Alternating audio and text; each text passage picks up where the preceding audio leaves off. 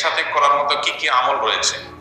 স্বামী এবং স্ত্রী দুজনে একসঙ্গে করার মতো আমল যদি বলি তাহলে বলবো সবর এবং শুকর।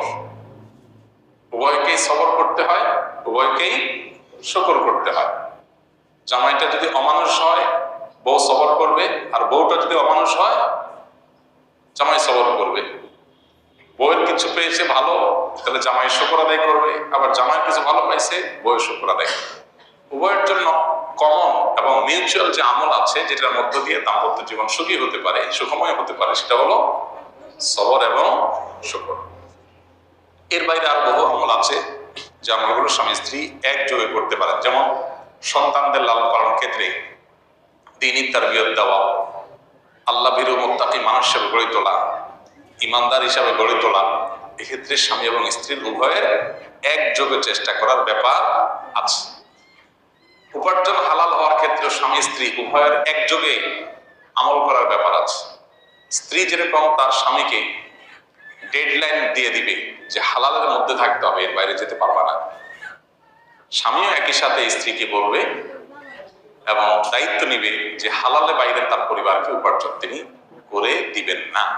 এই জায়গাটাতে উভয়কে একযোগে কাজ করতে হবে। তাহলে পরিবারের সন্তানদের লালন পালন, দ্বীনি তারবিয়ত দেওয়া, হালাল উপার্জন, আল্লাহ যা হালাল দেন সেটা পরিমাণে কম হলে আমরা তুষ্ট থাকবো, অন্যদের সাথে নিজেদেরকে কম্পেয়ার করবো না, এইসব বিষয়গুলোতে। এবং যদি নিজের জীবন সঙ্গীর জীবনে ভালো কিছু পাওয়া যায়, মুখে স্বীকার করতে হবে, তাকে থ্যাঙ্কস দিতে হবে, কৃতজ্ঞতা জানাতে হবে, তাহলে আল্লাহ খুশি হবে।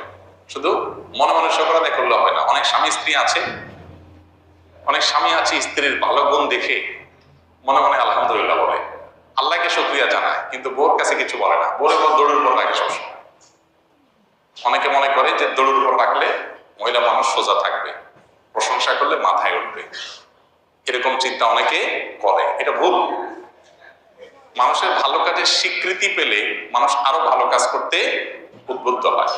আর আল্লাহ তাআলা সেটাই নির্দেশ আমাদেরকে করেছেন। নবী সাল্লাল্লাহু আলাইহি ওয়াসাল্লাম বলেছেন, মান লাম ইয়াশকুরিন নাস লাম ইয়াশকুরিল্লাহ। যে ব্যক্তি মানুষের ভালো কিছু দেখার পর তার শুকরিয়া জানায় না, মানুষকে যে শুকরিয়া জানায় না, সে আল্লাহকে আলহামদুলিল্লাহ বললেও সেটা শুকরিয়া হয় না। এই জন্য শুধু আল্লাহকে আলহামদুলিল্লাহ বললে হবে না, মানুষকেও স্বীকৃতি দিতে হবে।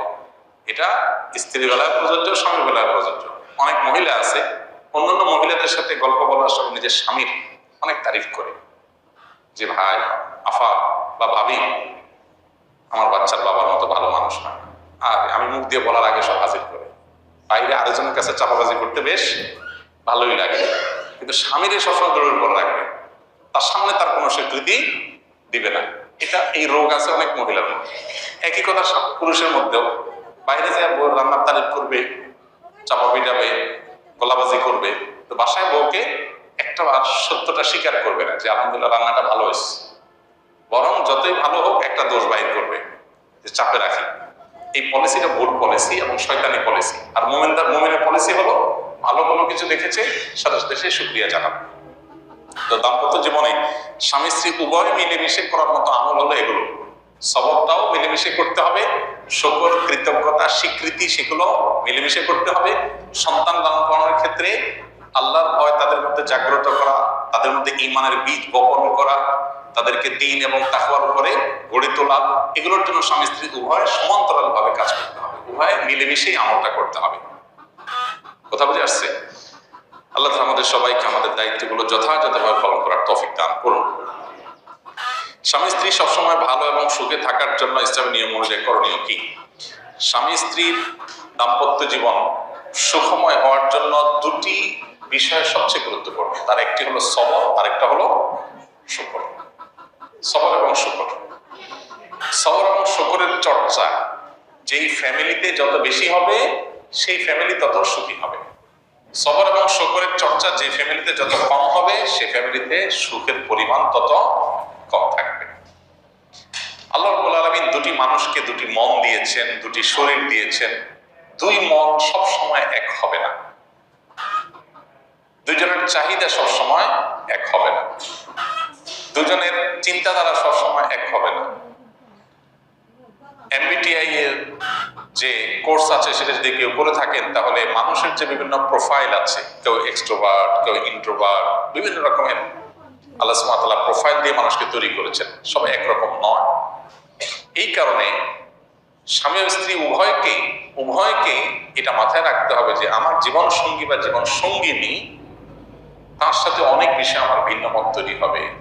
আমি যেটাকে অনেক গুরুত্বপূর্ণ মনে করব, তার কাছে গুরুত্বপূর্ণ নাও মনে হতে পারে।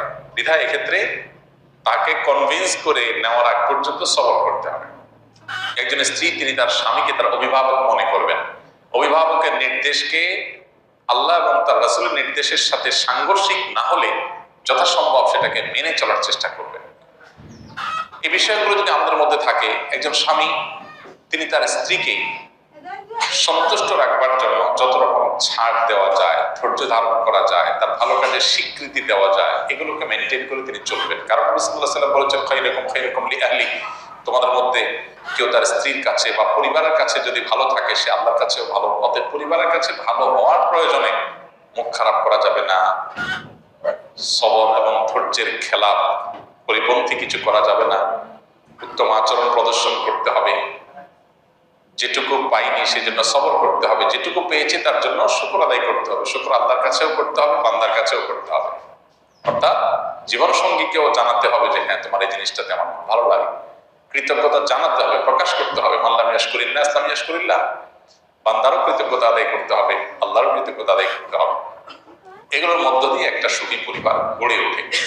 আজ দ্বীনি দিকটা আমাদের দুর্বল হয়ে যাওয়ার কারণে আমাদের দাম্পত্য সম্পর্কগুলো সব ঠুনকো এবং দুর্বল হয়ে গেছে। আল্লাহ তাআলা আমাদেরকে সুখী দাম্পত্য জীবন নসিব করুন।